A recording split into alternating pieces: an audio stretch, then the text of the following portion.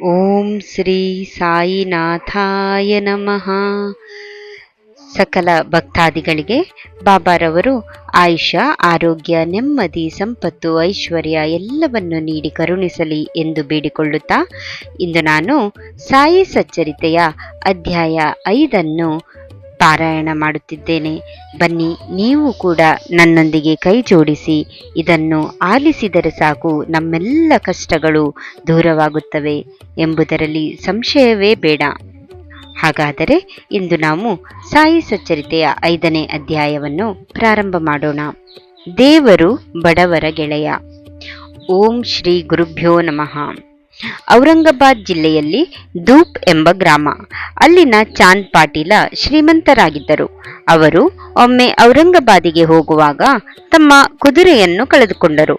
ಆಗ ಅವರು ಬೇವಿನ ಮರದ ಕೆಳಗೆ ಕುಳಿತಿದ್ದ ಯುವ ಫಕೀರನನ್ನು ಕಂಡರು.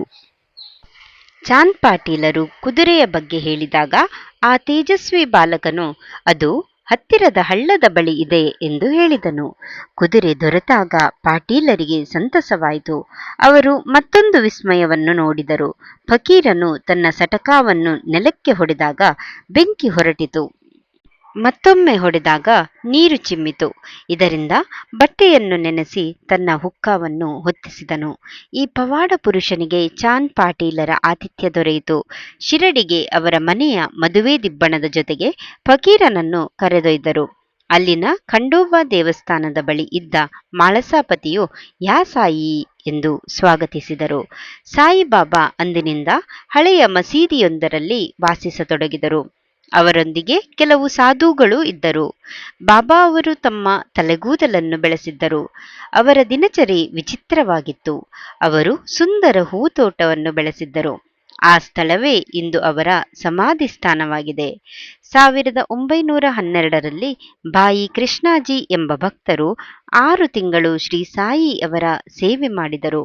ಇದರ ನೆನಪಿಗಾಗಿ ಅವರು ಗುರುಪಾದುಕೆಗಳನ್ನು ಪ್ರತಿಷ್ಠಾಪಿಸಿದರು. ಬೇವಿನ ಮರದ ಕೆಳಗೆ ಪಾದುಕೆ ಪ್ರತಿಷ್ಠಿತವಾಯಿತು. ಶಂಖ, ಚಕ್ರ, ಪದ್ಮ ಚಿಹ್ನೆಗಳನ್ನು ಸುತ್ತಲೂ ಕೆತ್ತಲಾಗಿದೆ. 1912ರ ಶ್ರಾವಣದ ಹುಣ್ಣಿಮೆಯಂದು ಈ ಪ್ರತಿಷ್ಠೆ ನಡೆಯಿತು. ಪ್ರತಿದಿನವೂ ಪೂಜೆಯ ಏರ್ಪಾಡಾಯಿತು. ಸಾಯಿಯವರು ಒಂದು ನಿಲುವಂಗಿಯನ್ನು ಧರಿಸಿ ತಲೆಗೆ ಬಟ್ಟೆ ಸುತ್ತಿಕೊಳ್ಳುತ್ತಿದ್ದರು. ದೇವರು ಬಡವರ ಗೆಳೆಯ ಎಂದೇ ಹೇಳುತ್ತಿದ್ದರು. ಬಾಬಾ ಅವರೊಂದಿಗೆ ಚಿಲುಮೆ, ಭಿಕ್ಷಾಪಾತ್ರೆ, ಕೋಲು ಸದಾ ಇರುತ್ತಿತ್ತು.